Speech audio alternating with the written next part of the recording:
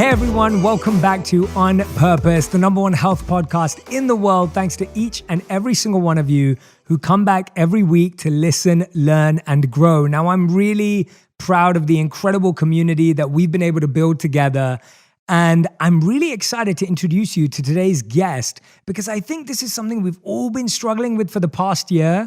And I've been really trying to find the right person to have a conversation with about 2020, about the new normal, about our emotional well-being. And I think this is the one. I think this is it. So I'm really excited to introduce you to none other than Susan David, who's a Harvard Medical School psychologist and best-selling author.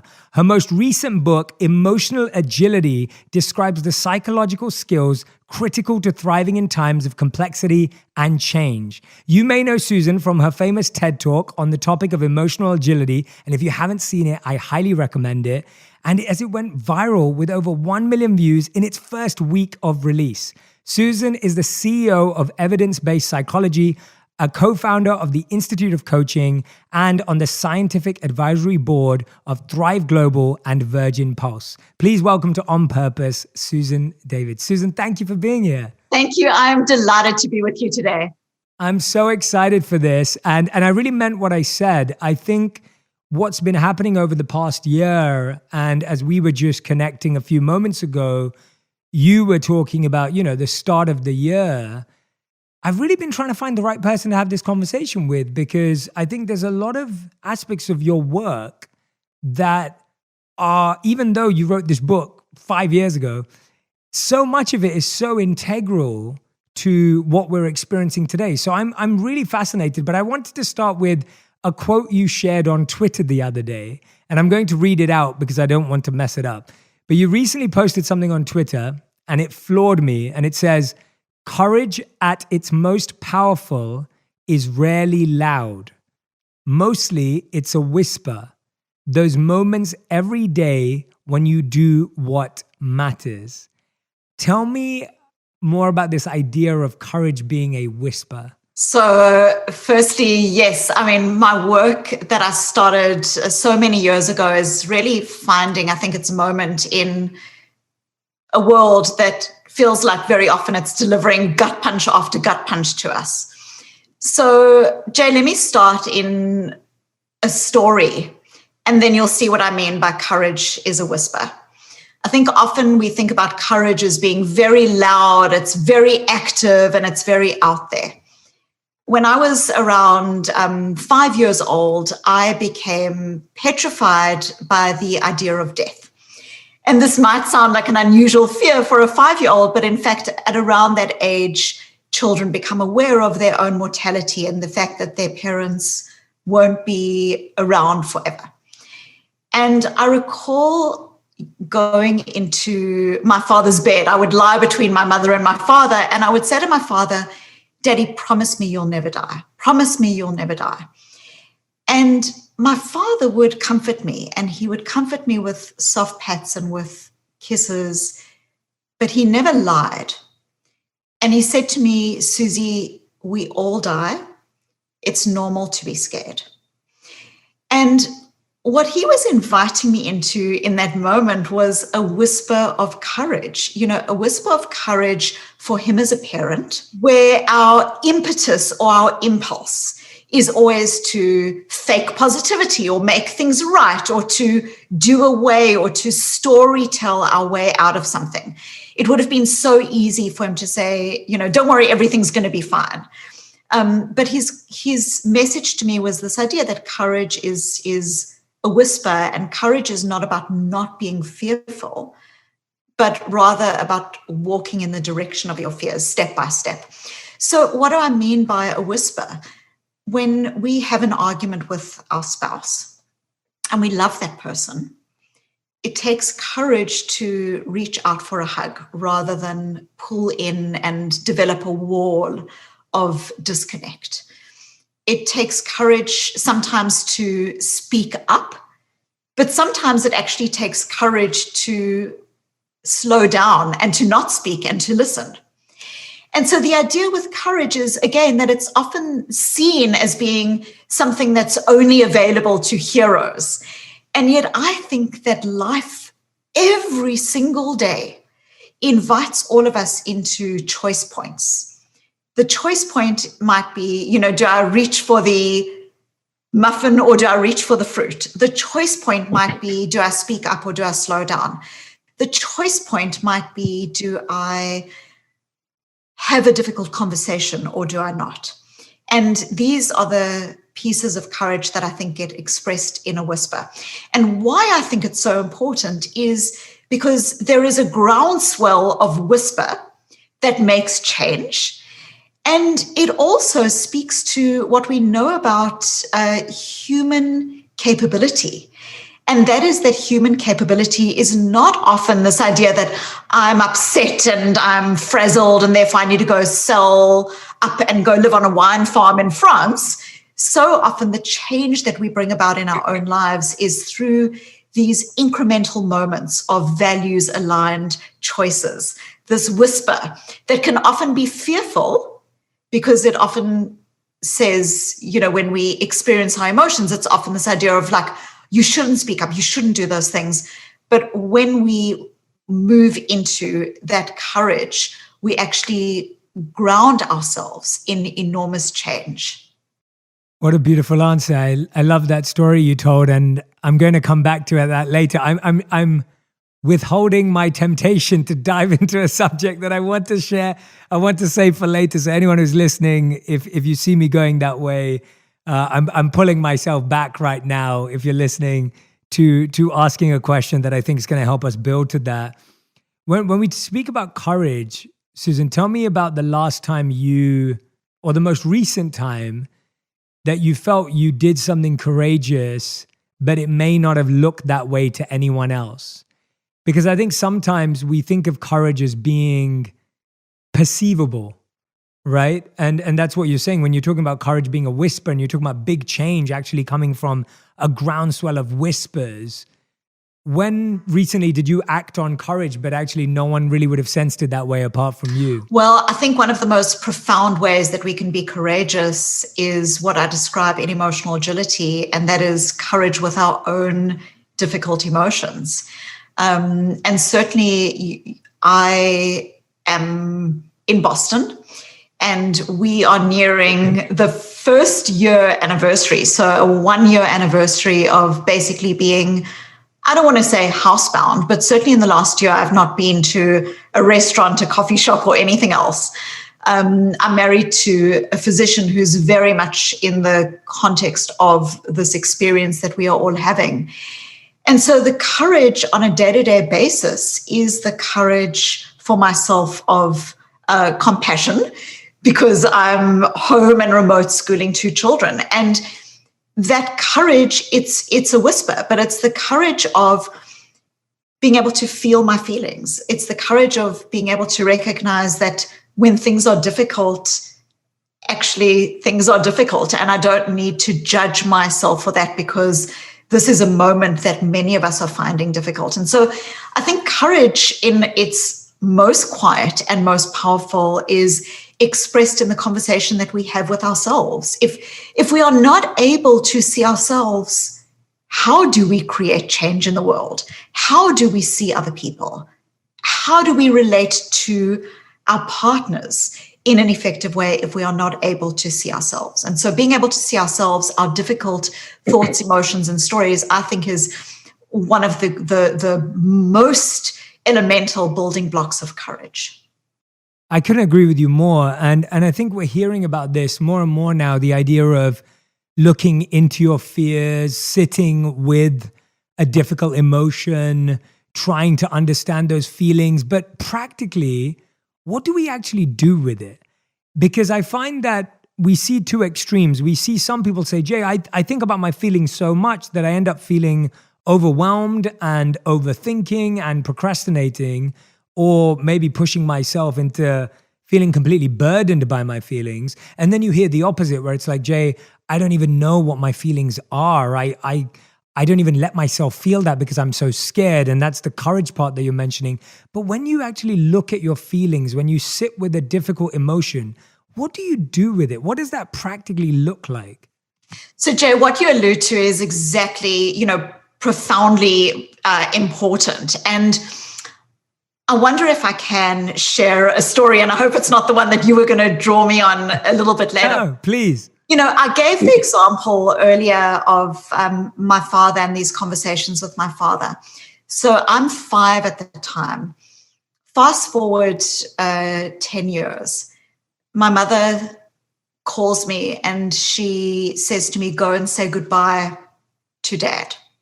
Because now my father's 42 years old, and unbeknownst to us when I was 5, 10 years later, when I was now 15, he was going to be diagnosed with cancer. And so my mother is calling me to go and say goodbye to him. And I'm this little girl now walking with courage to say goodbye to my parent.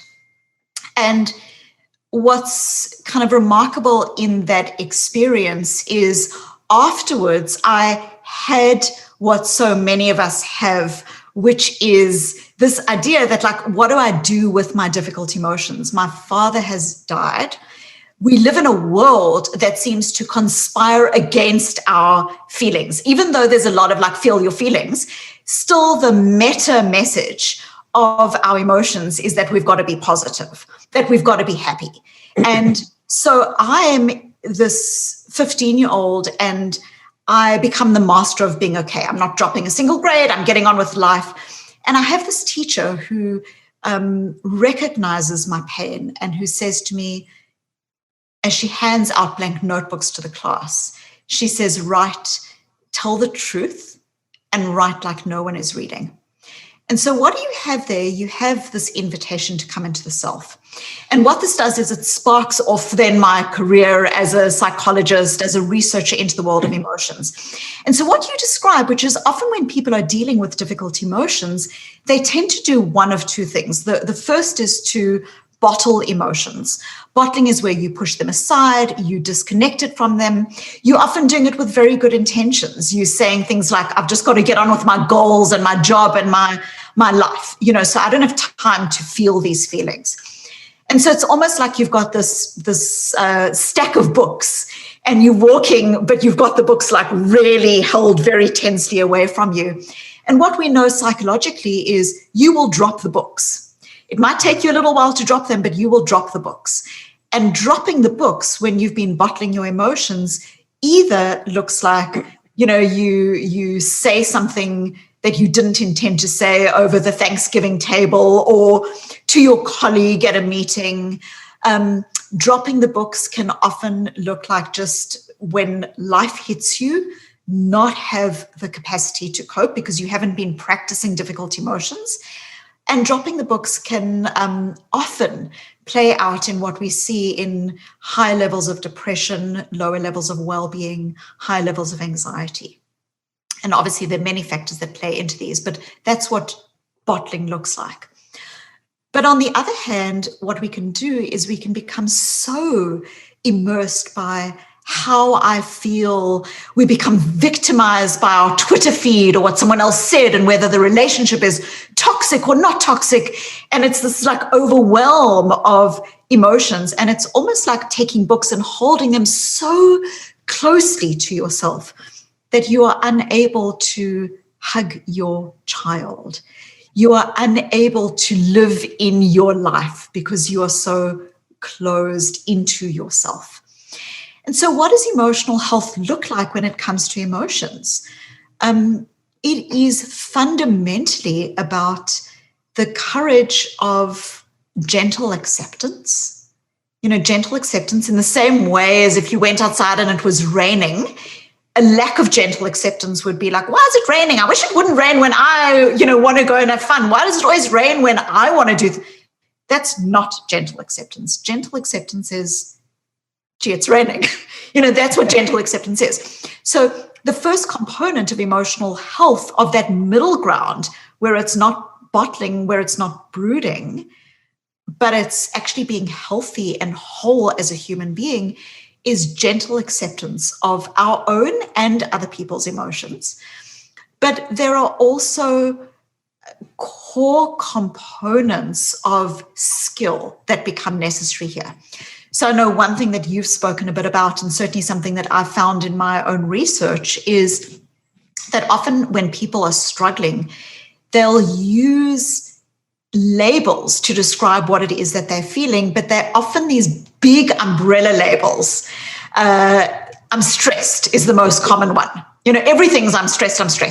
But there's a world of difference between stress and disappointment, or stress and feeling unsupported, stress and depleted, stress and that gnawing feeling of I'm in the wrong job or the wrong career, or this relationship isn't working out. So when we label everything as stress, as an example, and I've got other very practical strategies that I can share, but when we label everything as stress, physiologically, we don't actually know how to manage that.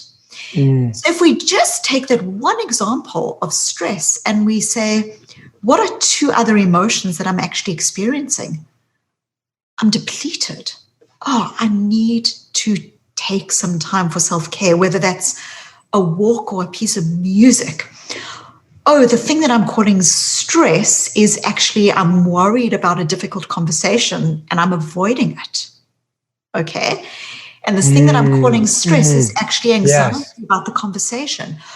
When we label our emotions more accurately, literally what it does physiologically is it enables what is called the readiness potential in our brains. And it's the action readiness that allows us to start saying, what is the cause of that emotion? And what do I need to now do in response to it? So literally the action of moving out of bottling, moving out of brooding, but moving into gentle acceptance, but then also recognizing that we own our emotions. They don't own us. Yeah. And so how do we own our emotions? We own our emotions by accurately labeling is one example. What this allows us to do is to breathe into the space of what it is that we do next. And I can give some other practical examples of how this can be helpful or strategies that people can use, but I just want to... Please, let's hear them. I think I'm so glad that you introduced the idea of labeling emotions. I'm so happy that you went there, because you're spot on that we use these umbrella terms that even we don't know how to define. And not only do we not understand them, we challenge our partners because we think they don't understand us either. And so we are trying to get them to vocalize and verbalize and articulate what we're feeling to us. And we feel, no, that's not how I feel right now. And it's like, because you don't know how you feel. So it creates a lot of issues. But yes, please give us some of those practical steps in the direction. Well, please. Before the practical steps, actually, you kind of evoke an idea or a memory of mine, which is, I remember a couple of years ago working with a client, and this particular client wouldn't label everything as stress. He would label things as angry. He was very quick to anger, and every time you said to him, what's going on for you? He would say, I'm just angry. Like I'm angry. How's your team doing? My team's angry. My team's angry. And it was this fascinating conversation. And I started to just do this very quick thing with him, which is saying to him, what are two other options? What are two other emotion options? And he started to say, he was in a new role, and he started to say, maybe I'm not angry. Maybe I'm scared. Maybe I'm scared. And maybe the team's not angry. Maybe the team is actually distrustful because they've had a really bad experience with a previous leader, and maybe they're trying to build trust. Now, you can see if you go into a conversation with someone of I'm angry and they angry, well, what's the next step? The next step is that we all get locked into right versus wrong. But if you going into the conversation with, I see that my ego wants to do well, but actually I want to connect with my values here, which is that I want to care for this team and I want to see them as trust, and that the team's coming up from a different place. That's a completely different conversation. And so, Jay, a couple of months after having this conversation and working with my client on this, he and I, it was a consulting client, and I became friendly with his wife as well. And we went out to dinner, and she said to me, this simple skill actually completely changed the tenor of their relationship. Wow. He would come home from work and he would say to her, "Oh, you seem angry." And she would be, I'm not angry. I'm just tired. I'm just tired. Or I'm not angry. I just need some support. Yeah. And so it seems so subtle, but I don't want to make too big a thing of this, but we actually know that children as young as 2 and 3 years old who are encouraged to label their emotions more accurately, actually over time have not only greater levels of psychological well-being, but you can actually see that you are more able to regulate yourself and to develop perseverance if you have a greater level of accuracy around your emotions. A child who's now 16 years old, where someone says, "Oh, I've got a great idea. Let's let the air out of the principal's car tires."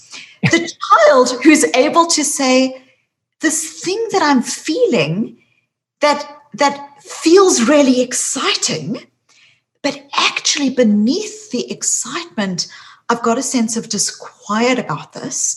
And the child who's able to elevate that disquiet is the child who's able to resist peer pressure, who's able to have the cornerstone of saying, I want to go to the party, but I actually also want to study. And how can I bring myself to that latter option? So it is a profoundly important skill. So anyway, I promised other practical strategies, but I wanted to detour into that example if that's helpful. Oh, that example is absolutely brilliant. And I think it's great because you're spot on that even when we see other people, we project our idea of what their behavior suggests. So like you said, like your client who would go home and say, "Oh, you look angry," that's him projecting what he thinks anger looks like. And I've done that for so long. As soon as you said that, I was thinking, oh yeah, like when I see someone really uncomfortable, I get really uncomfortable around them, even though it has nothing to do with me. But maybe they're not uncomfortable. Maybe they're just feeling another emotion that I'm not actually aware of, and I haven't checked that. So I think that's brilliant. And I didn't even know to hear about that in children's psychology. I'd never heard that before. And so that level of emotional agility in a young person to be able to decipher between two choices, whether that be trouble or whether that be study, I think that's really, really interesting. I didn't know about that study at all. So that's really, I loved it. I'm so glad you went there.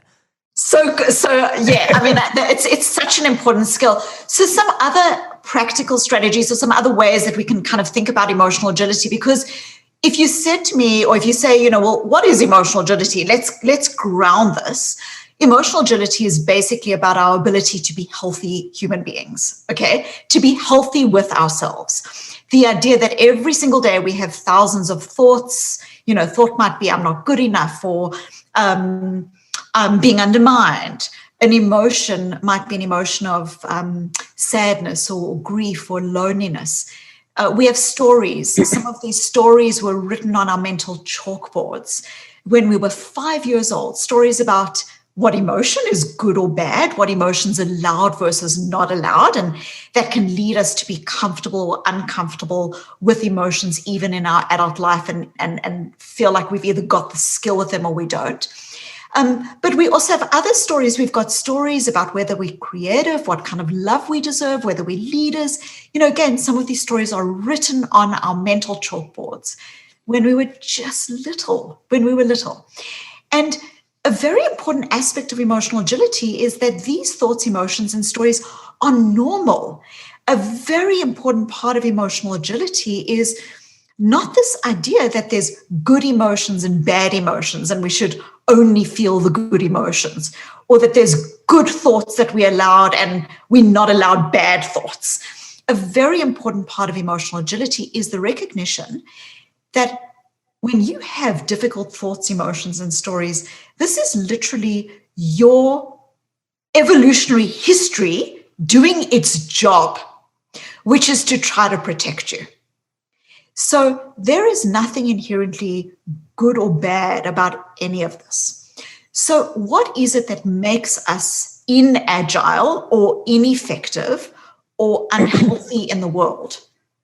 The litmus is this idea that when we get stuck in our thoughts, our emotions, and our stories, where we either stuck in the avoidance of it or stuck in feeling that it's a directive and that it's telling us what to do. I'm feeling undermined, so I'm going to leave the room. Or I'm feeling shut down in this meeting, so now I'm going to stop contributing. When we do this, we are letting our thoughts, our emotions, and our stories drive us rather than us driving them, okay, rather than us owning them. So what are other parts of emotional agility that are critical?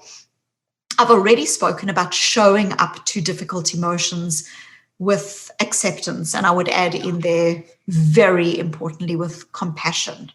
That it takes and is necessary for us to be compassionate towards ourselves as human beings. But then we also want to be able to step out of our difficult emotions. And so the example that I've given is emotion granularity, but I'll give you another example, which is when we feel, and this will probably connect with you in terms of your background and your experiences, but often what we do is we use language to describe our emotions that is a linguistic trap. So we'll say things like, I am angry, I am sad, I am being undermined. And you can hear that when you do this, I am sad. All of me, 100% of me is sad. There's no space for anything else.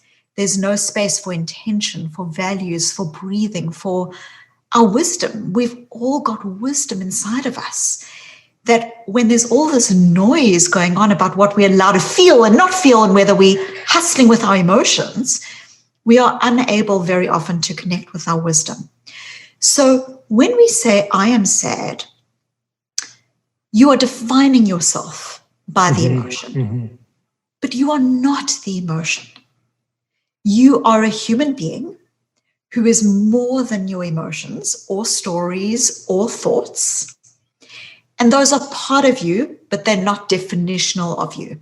And so a beautiful metaphor of this is it's almost like when people say things like, I am sad, it's almost like the sad is the cloud and they are the cloud. You have become the cloud. But you are not the cloud, you are the sky. You are the sky. You are capacious and able to have all of your clouds and to still be the sky. So how do you develop this meta view, this ability to observe your emotions? One strategy that's very practical and you can use even in a difficult meeting or a difficult conversation is to simply notice your thoughts, your emotions, or your stories for what they are. They are thoughts, they are emotions, they are stories, they are not fact. So what does this look like? I am sad. I'm noticing that I'm feeling sad. I'm being undermined. I'm noticing the thought that I'm being undermined. It sounds very subtle, but what you are starting to do is you are starting to create linguistic space between you and the emotion. Yes. And in that linguistic space, you are then allowed and enabling yourself to bring other parts of yourself forward. And one of the core parts that we want to bring forward is our values. That's a very important part of emotional agility. Excellent. I hope everyone who's listening and watching right now is taking notes, because I mean it, because that is such a simple, subtle, but yet so practical and such a powerful tool. And I recommend that everyone writes this down, draw a line down the middle of the page and write down what you say you are on the left-hand side. So you may say right now, I am sad, or I'm unhappy, or whatever it is. And then on the right-hand side, I want you to perform the activity that Susan just said to us and write down how you're now going to rewire your linguistic understanding of that. Because when you get this out of your head and onto a page and write it down and scribble it down, you start seeing how distant it is from you rather than it being yourself. So please use this as a moment. Take a screenshot of where you are right now. If you need to come back to this later, come back to this time and do that activity, with any of the emotions you've been feeling this week or in the last 12 months. Now, in your fashion, Susan, I'm going to take a bit of a random detour back to where I want to go. And this detour is, we've already started talking about your book, Emotional Agility. It's right here. I wanted to ask you this question, just not because I don't judge books by their cover, but I'm fascinated by choice and art and imagery. Yes. I want to ask, what is this fish sugar cookie? So, as you know, firstly, having published your own book, we often don't have a lot of latitude in the very final say of what goes on the cover. Definitely. That said, a core metaphor of, if we think about what is emotional agility is about being able to be with ourselves with compassion, with curiosity, and we'll get to that, what is this emotion telling me? Yeah. And with courage, which is a core part of my work, so that we can experience difficult thoughts and emotions and stories that are part of a complex, changing world, a world that is both beautiful and fragile, a world in which we aren't happy all the time, and that is the reality of our experience. And so emotional agility is about being able to breathe into that space with a set of skills that allows us to be open-hearted and intentional and calm and wise in how we move through life. And then if we think about the opposite of emotional agility, which is emotional rigidity, and emotional rigidity is when we treat our thoughts, our emotions, and our stories as fact.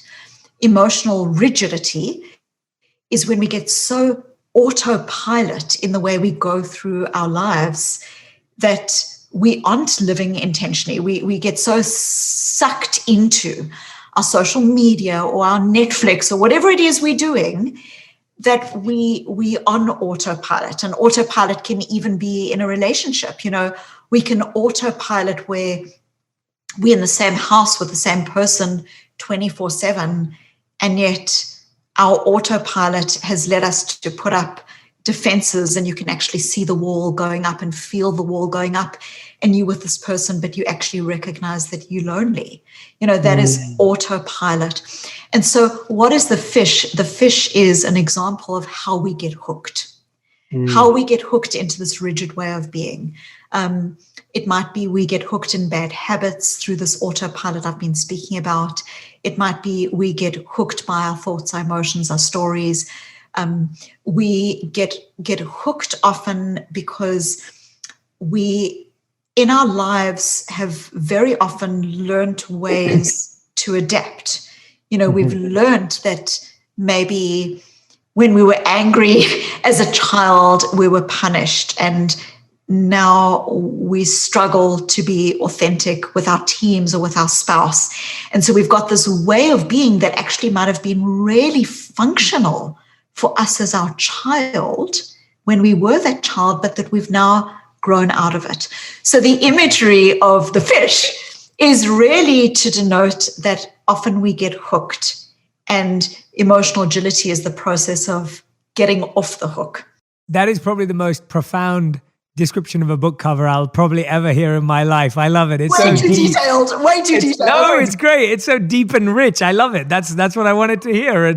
And it's so hard. I unfortunately had to have my face on my cover, so I couldn't do anything else. And so to have that beautiful, deep, substance-filled decision sounds like a great answer. There are two big things I wanted to speak to you about as this conversation's evolved, and we've really set the tone and the foundation of what emotional agility is, where courage fits into our life, how do we face our emotions. And the first one comes from something that when I look in hindsight now, and I don't even think I put this in my book, but you've made me think of it.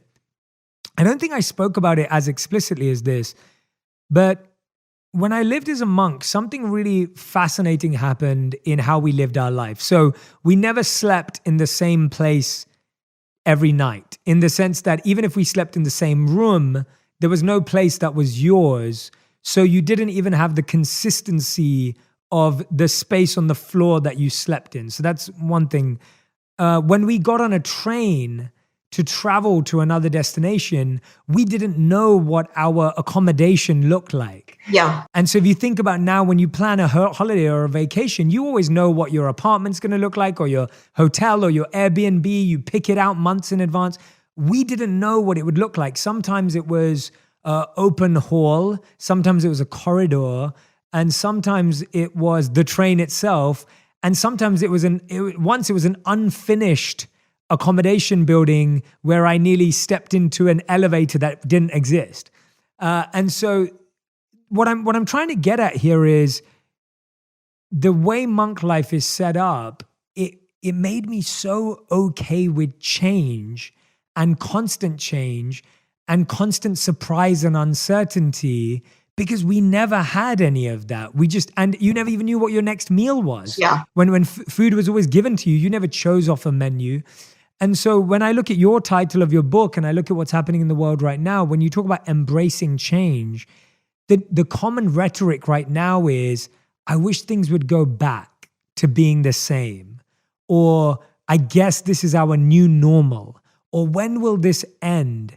And it's funny because when you ask the question, when will this end? That's a sign that you want change. But then we're also at the same time asking the question like, oh, I wish things would go back to being the same.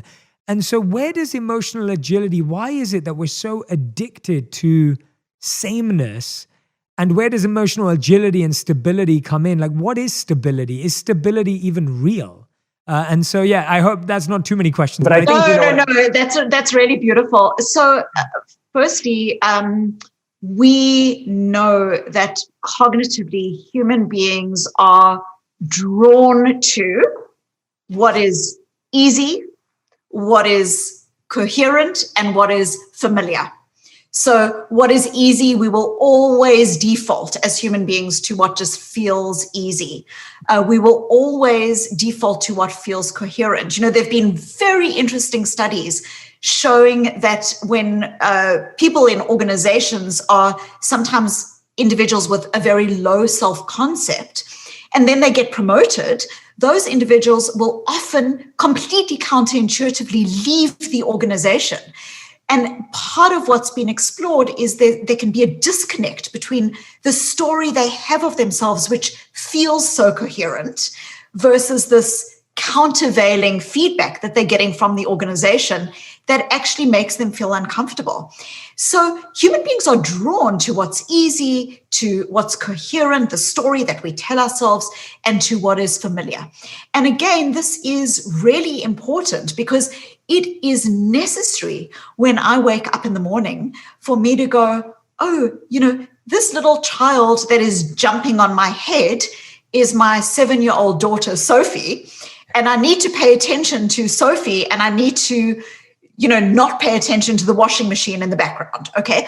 So coherence is what allows us to make sense of all the different pieces of information that come at us every day so that we weave them into a story. And again, this is from an evolutionary perspective, really, really important that we are able to do. As human beings, we are drawn to this. Now, the downside of this is that it can lead to this autopilot, closing down from discomfort, the curse of comfort. The positive aspect of ease, the positive aspect of these ideas is, and I explore this in emotional agility, is if you've got something that feels really values aligned to you, you can then use this idea of ease to build a habit that is values aligned. So an example might be that I feel really stressed at the end of the day when I'm done with, you know, if I work in a corporate environment, when I'm done with my meeting after meeting. And now I'm trying to generate a sense of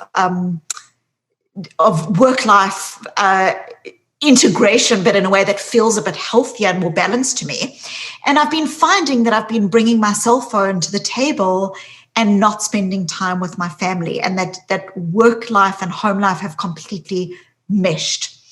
And so what I do is I know that I always, you know, put my computer in a particular place as I finish up the workday. And now what I do is I do what is called piggybacking, which is I'm now adding my cell phone to the same place so that I'm not bringing my cell phone to the dinner table. And so what we're doing is we're starting to shape our environment so that it's now easy to do the things that are intentional and values connected that we really want to be doing. Another example of this that we see very often is the way we create the choice architecture in our house, where we might put fruit on the table instead of something that feels a little bit less healthy, so that it's easier for us to go to the fruit.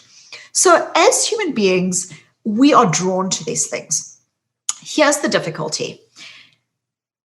When we sidestep tough emotions and tough emotions that come with the reality of life, when we sidestep those tough emotions, when we sidestep tough experiences and discomfort, we are not able to develop the skills that help us to adapt and change.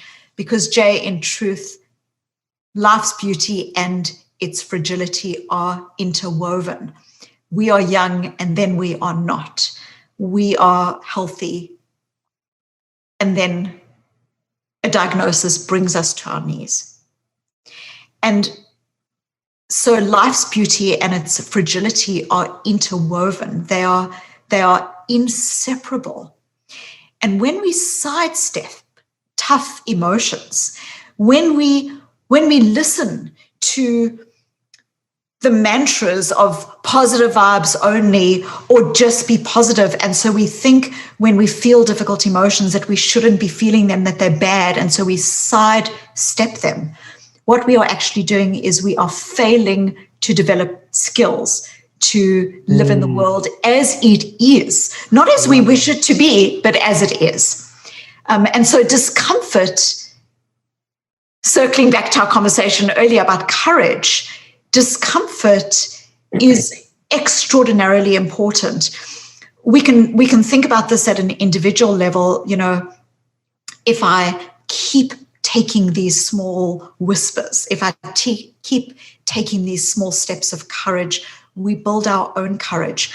But I actually think that at a broader level, the culture that we are in, the world that we are in, is begging us for courage. The world is begging us to be able to have difficult conversations, not to just say, oh, well, that person's saying something that I don't like, therefore they're toxic, therefore I'm going to cut them out of my life.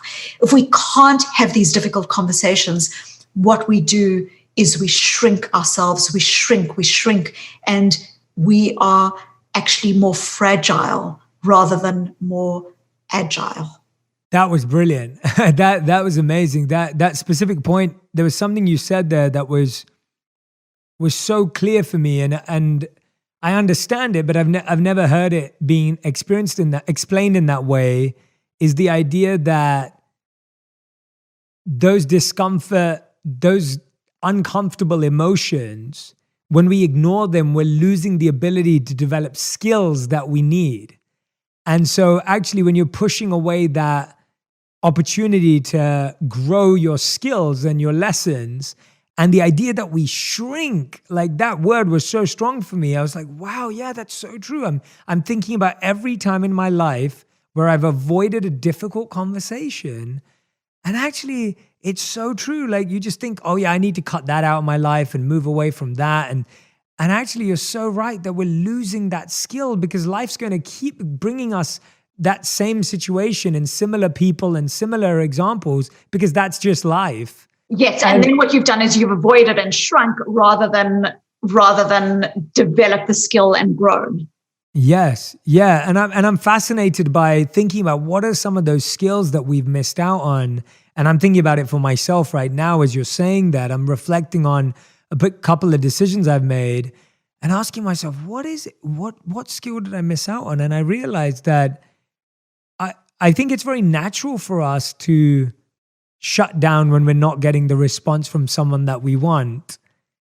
and switch off and just say, oh, well, I'll just move on. And that is such a natural thing it feels natural. But what you're actually saying is that it may feel natural, but it's actually counterintuitive and useful to our development. Yes. So a hallmark of psychological health and well-being, a hallmark is integration rather than segmentation. When we segment, when we say these people are toxic, they're not allowed, and these people are okay, but soon they might be toxic if they say something that I don't like. We are involved in segmentation.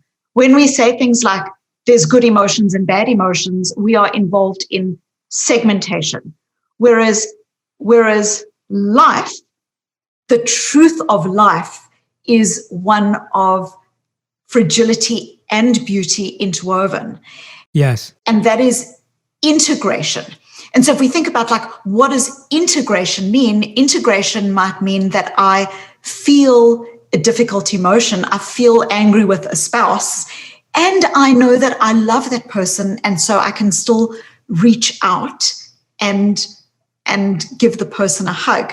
But what's happening very often is when we push aside what's difficult, we then develop a story about why we've pushed that aside, and it makes sense, and that person's bad for me, and blah, blah, blah, blah. And we do it, and we create the story, but we are shrinking. We are shrinking. We're shrinking ourselves. We're shrinking our communities. We are shrinking our capacity. We are becoming fragile when we do this. Now, to be clear, that's not to say that every relationship is a relationship that is healthy. Of and course. It's not to say that, that every person and every way we are with a person requires us just to keep going and going and going. But the difference is that when you have a rule that says something like, oh, that person's toxic, or that person's evoking something in me and I don't like, and therefore I'm not going there. What we are doing is we're being driven by our emotions. Emotional agility, what it's suggesting is that our emotions are data, but they're not directives. And I'd love to come back to this a little bit later. They're data, not directives. And so when we are cutting people off or not going there out of our emotion, when we're acting on those emotions, we are reacting. But when we are, instead of acting out of our emotions, stepping into our values, then we are responding. And so you might, if you're in the heat of the moment saying, I don't want to have anything to do with that person, that's reacting to your emotions. That's emotional inagility. Emotional agility might be saying, what are these difficult emotions signposting? Okay, my difficult emotions are data. So grief is often love looking for a home. Loneliness might be signposting that you value more intimacy and connection with your spouse and you need more of it. Disappointment might be signposting that you feel unsupported and that you need more support. Stress might be signposting depletion and you need more self-care. So what I'm suggesting in my work on emotional agility is not just that we let difficult emotions live with our so-called positive emotions, but actually that difficult emotions are signposts. They are extraordinarily beautiful because they signpost our values. And if we just slow down and we say, what is this emotion telling me about what I care about? Then we are able to respond, to step into those emotions. So to go back to this example, an emotion that says, oh, this person, is toxic and therefore I'm not going to go there. What that's doing is it's allowing the emotions to call the shots. When we say, what is this disquiet that I feel? It might be that the disquiet signals that there's something deeply values misaligned in the relationship that you have with a person where it just actually doesn't feel right. Or the difficult emotion might be signposting that you need to have a difficult conversation, and that actually it's not about doing away with the person, it's actually about the conversation. And it's about, so a very important part of this is this idea that our emotions signpost the things that we care about. And so, Jay, to circle back, you might still be in a situation where you say, I choose not to continue investing in this relationship. But there's a difference when the choice is made as a reaction out of your emotions versus a stepping into your values. The one is grounded and skills developing and agile, and that's the stepping into your values.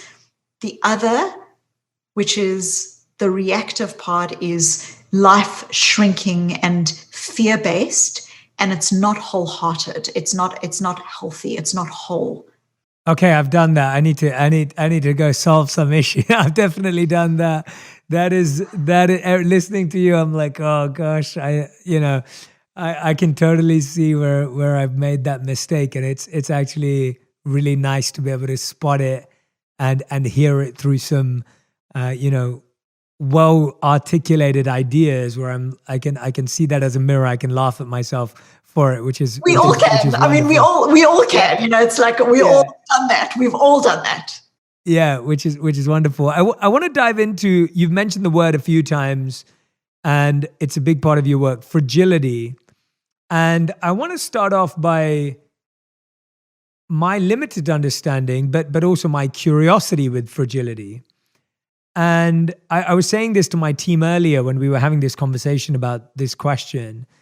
And I was saying that I had a really interesting childhood where my mother was out and out, like loved me and showered me with love.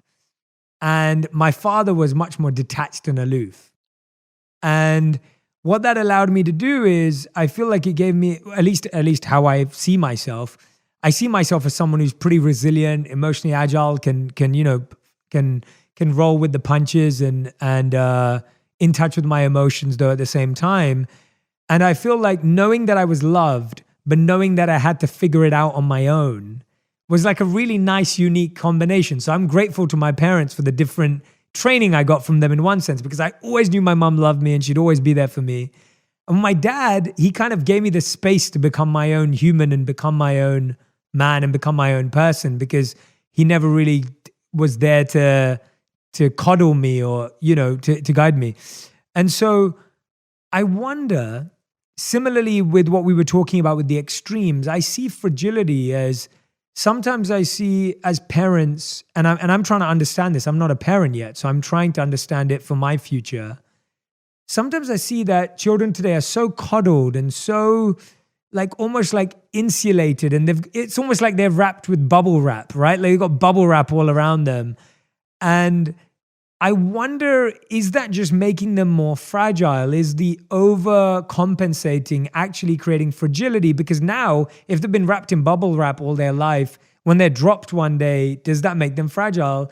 And on the other side, what we've seen before, where the completely, almost unparenting, where there was no thought of like a child's emotions and understanding them and getting to know them and seeing how they felt, that obviously led to a lot of trauma, which we see today in the world, where people talk about their parents that way. So how do we train ourselves, friends, people in our life, children? How do we train people to be not fragile and actually have emotional agility and steadiness? Where does that start? So I've given you very long answers for a lot of the questions.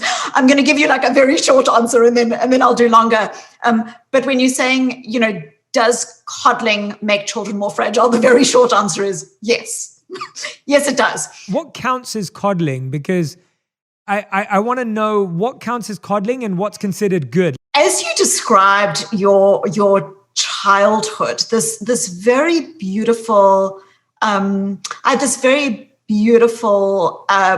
like almost kind of a mental model, and I want to walk you through this, and then I'll circle back to what I think this actually looks like when it comes to the way we parent and the way we connect in our relationships. So bear with me. All of us have had this experience of going to a restaurant and you see a little child in that restaurant, and the child maybe is 18 months old or 2 years old, and the child has a huge amount of glee and fun in running away from its parents or caregivers.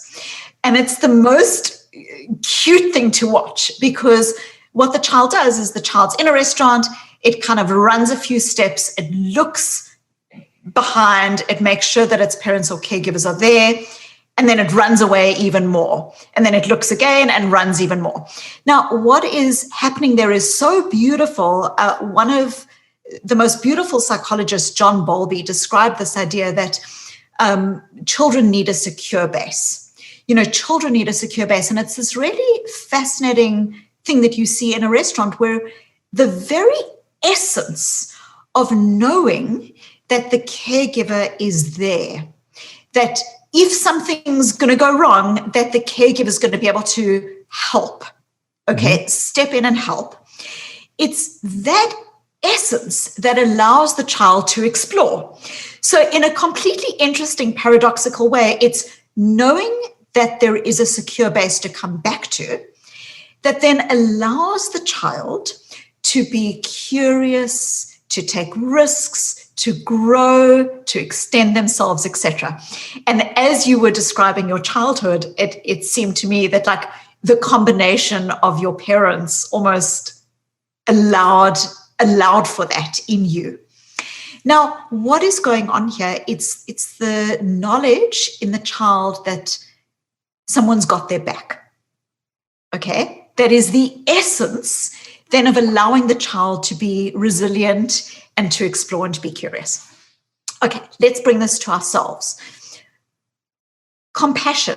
I know it's something that you talk about in your work, and yet there is still this idea that being compassionate, whether it's in organizations or beyond, is somehow about being weak or lazy or letting yourself off the hook. But self-compassion is as fundamental as that example that I just gave in the restaurant. When you have your own back, when you know that if a relationship doesn't work out, or that you didn't get the job, or that something else has gone wrong, and you know that you will love yourself, that you will be there for yourself, that you will be kind to yourself in the way you speak and hold yourself, when you have your own back, what it actually does is it allows you to then take risks, be more honest, be more motivated, and to explore in the world. And so this idea that self-compassion is about being, the myth of it being weak or lazy or being dishonest, in actual fact, it is the opposite. People who are self-compassionate are more able to be honest and motivated and so on. Now, circling back to your question, because now I want to broaden this into relationship. What does this look like in relationship? And I'll use the example of a child, but we can extend this into couple or into the workplace even. So when a child, for instance, I'll be very practical here. Say you've got a child who comes home from school in non-COVID times. Right now, my kids aren't in school, but you've got a child that comes or not in normal day school. So you've got a child that comes home from school and the child is extremely upset. And the child says, "Mommy, Jack didn't invite me to his birthday party. Now I'm not going to invite him to mine." What you can see is the child is being rigid, inagile. The child is hooked. I'm upset. Now I'm going to react in this way. Now, often what we want to do as parents is with very good intentions. We want to jump in. It's heartbreaking for us that the child is being rejected, that the child hasn't been invited. And so what we want to do is we want to step in and we want to say to the child, don't worry, I'll phone Jack's parents and I'll organize your invitation, or don't worry, I'm here for you. Let's go bake cupcakes. Now, we do this with really good intention, but what are we doing? We are signaling to the child that there are some emotions that are good. When they're happy, everything's fine, but there are some emotions to be feared. And we should fear sadness. We should fear anger. We should fear fear. And what we are doing when we steal away our child's opportunity to feel the full range of emotions in the way that I am suggesting that as adults we need to feel, then what we are doing is we are not allowing them to develop really important emotional skills. And these are, number one, emotions are not to be feared. There is nothing in anxiety or anger that is going to kill you, or sadness. There's nothing in that. Number two, a child that is supported in feeling their different emotions realizes that emotions pass, that emotions are transient. And isn't that is just foundational to mental health and well-being. Often when we struggle with our difficult emotions, it's because we feel that the emotion is here to stay. The sadness is here to stay. So the child learns emotions are not to be feared. The child learns that emotions pass. The child also learns that things that they do can actually shape how they feel. Okay, that they don't need someone to come and paper over emotions, but they're developing the skills. And this, Jay, we teach our children mathematics, we teach them science, but it doesn't matter what they know in the world. If they are not able to deal with the fragility of life, of pandemics, of broken relationships, they do not have the skills to thrive. So what does the alternative look like? The alternative looks like, firstly, and I might use this beautiful word, which is sawubona. I started my TED Talk with this word, sawubona. Sawubona is a Zulu word for hello. You hear it every day on the streets of South Africa, which is where I grew up. But there is such a beautiful and powerful intention behind the word sawubona, because sawubona literally translated means I see you. And by seeing you, I bring you into being. The first thing we want to do with people who are experiencing difficult emotions is not to tell them just be positive. When we say to someone just be positive, we are saying, basically, I don't see your humanity, because humanity is woven with difficult emotions. So with our children, with our loved ones, we need to be able to show up to them in the same way as I'm inviting us to show up to ourselves, with acceptance, with compassion, and with a sawubona, to see. So that's showing up. The second part, Jay, this is circling back, which is helping the child to label emotions effectively. You don't need to jump in and fix, just helping the child to label emotions effectively. We've already explored how that is so important to their well-being. It sounds like you're really angry with Jack because he didn't invite you to the birthday party, and that you are sad, and that you're disappointed, and that you feel rejected. And then, Jay, last, our emotions signpost our values. So the child who says, I haven't been invited to this birthday party, what is the anger signposting? What is the sadness signposting? It's signposting that the person values friendship. And so you can have the most beautiful conversation that is literally developing your child's character, their values, their moral compass, where you say to them, it sounds like friendship is important to you. How do you want to be a friend? What does being a good friend look like? How do you want to come to the conversation with Jack tomorrow? So what you're doing is you're not jumping in and coddling. Instead, you are providing space for emotion. And in that emotion, there's the seeing, there's the stepping out, and there's the data, not directives, the values. And Jay, I again use this as an example with children. But the same applies if we're leaders. Instead of signaling to people they're either on the bus or off the bus, we can show up to their difficult emotions, and we can try to understand what's going on, and we can help them to choose who they want to be in the moment of uncertainty. And we can do the same with our loved ones and with ourselves. Susan, I have learned so much today from you. I'm honestly so excited to go and put a lot of this into practice, because it's also speed. It's like trying to do things fast and living a speedy, overproductive life is what stops us from being able to do this, because everything you're saying requires patience and time and stillness and space. It requires that in our lives. It's so hard to do in a fast-paced, hectic environment where it's easier just to say, okay, I can't work with these people, going to work with whatever it may be. Yes. And it's needed. It's really needed. It's showing the need for us to I don't mean slow down as in do nothing. I just mean being present and allowing ourselves to have the space to think in this way. Well, Jay, firstly, thank you so much for the conversation. I think it's so, there's power in the pause. There's such power in the pause.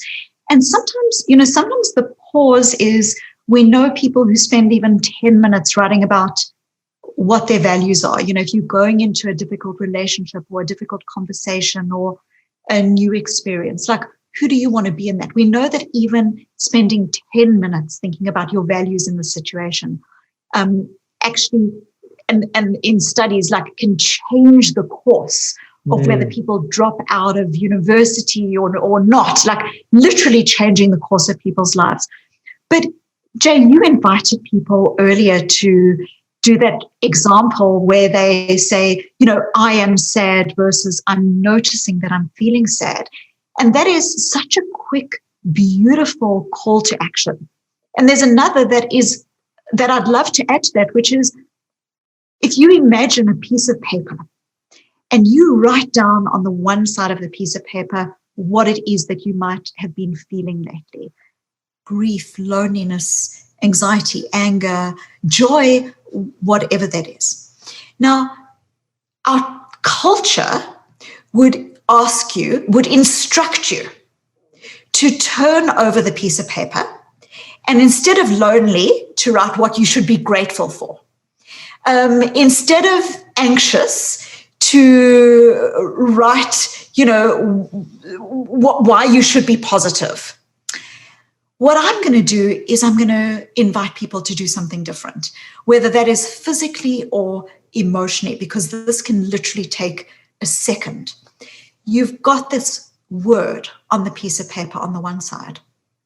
On the other side, turn the piece of paper over and ask yourself, WTF?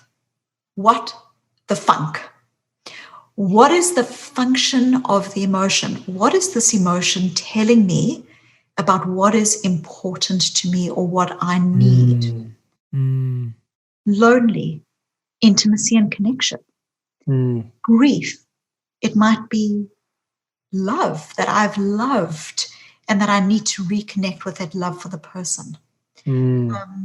Sadness might again be looking for a way to connect differently. Joy might be signaling that you thrive when you are doing a particular kind of work and that you need more of that creativity. Boredom, if you're feeling bored, boredom might be signaling growth. So it's a very different way of being, and when we step into the pause, there is extraordinary power in that. And I believe that that power is what allows us to galvanize the courage, the whisper, not just for ourselves, but for our community and for our culture and for our countries and for our world that needs more of this right now. I couldn't agree with you more, Susan. Everyone who's been listening or watching today, if you want to dive deeper, you can grab a copy of Susan's book, Emotional Agility, Get Unstuck, Embrace Change, and Thrive in Work and Life. It's right there. We'll put a link in the comments as well. Susan, I meant it, as I said a few moments ago, I've learned so much today. And we end every On Purpose podcast episode with our final 5 segments. So these questions have to be answered in 1 word or 1 sentence maximum. So we'll see how it goes. First question is, what is the hardest part about being courageous? The hardest part is in a world that seems to draw us in other directions and compare ourselves constantly. It's about being grounded in what your version of success and effectiveness looks like. What is the skill that you missed out on before you learned to be emotionally agile? Well, firstly, I think I'm still learning to be emotionally agile. I think for me, I have very big emotions. And so I think for me, it was like often getting hooked into these difficult emotions where, you know, the arguments that I would have with my husband are like, you know, you don't love me. And I know, you know, the drama thing. And I think that for me, it was being able to almost recognize the capacity to helicopter above our emotions and to be able to be wise in the place of our emotions. All right, question number 3. What's something that you know to be true, but others may disagree on? Happiness is overrated as a goal. We get to happiness by pursuing things that are meaningful rather than by pursuing happiness in itself. Question number 4. What is one thing you wish you knew 10 years ago? One thing I wish I knew 10 years ago is how quickly it all goes. You know, how quickly children grow up, how quickly 10 years flies, how quickly it goes. I turned 50 this year and it just goes. Happy birthday in advance and congrats. It's amazing. And 5th and final question, what's the biggest lesson you've learned in the last 12 months? The biggest lesson that I've learned in the past 12 months is that often the things that you feel are going to be really difficult, and I'm talking in this context for me, I went from, you know, traveling constantly into being at home, are often an invitation to practice your own work and to reset. And I think for me, very much, at first there was this idea of, oh my goodness, you know, all of the things that are typical in my life feel stripped away. And I think that I have learned how resilient we are as human beings if we can stay.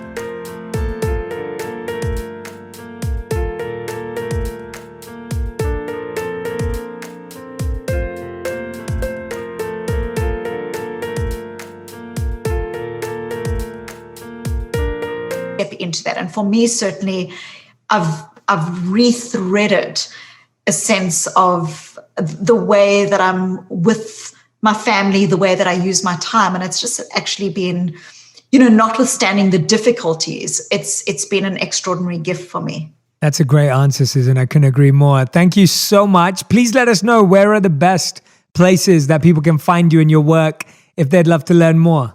Excellent. Well, thank you for listening, and thank you for inviting me here, Jay. So a couple of things. Firstly, Jay has mentioned my book, Emotional Agility. Secondly, my TED Talk, The Gift and Power of Emotional Courage. And then last, if you're looking for, again, something that feels very practical, I've got a quiz that around 150,000 people have taken. You can find it at susandavid.com/learn. And it's a quiz that takes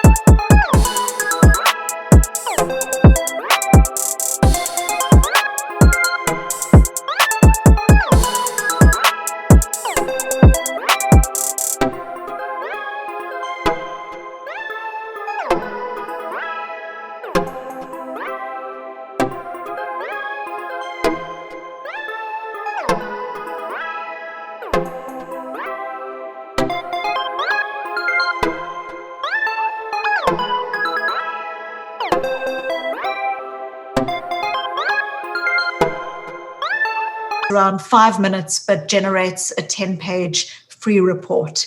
And it's on emotional agility and connects with a lot of these ideas. Amazing, Susan. I hope that we get to meet in person when this is all over. I really look forward to it. And this was so much fun. As I said, I've taken away so much from this, and it's truly going to make me approach a lot of situations in my life very differently. So thank you.